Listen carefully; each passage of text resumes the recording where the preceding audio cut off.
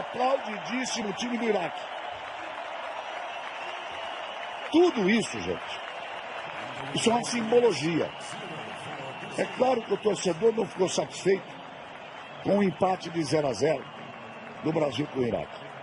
Mas as vaias para a seleção brasileira e os aplausos para a seleção do Iraque mostram claramente o sentimento do torcedor com aquilo que é o bem maior do esporte brasileiro, a paixão maior que sempre foi a seleção brasileira. Dói, incomoda, machuca.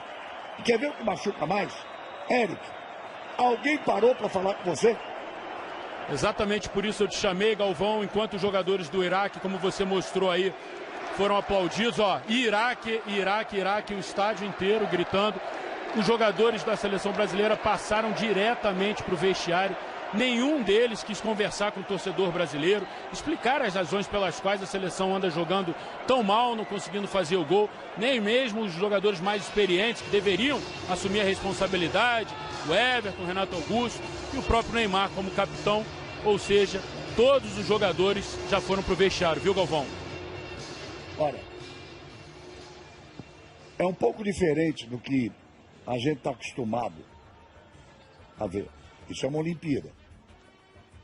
Isso não é um time de futebol, onde os salários são gigantescos, ou uma seleção brasileira que vê esses jogadores que disputam um torneio profissional. Isso é uma Olimpíada. Existe um espírito olímpico.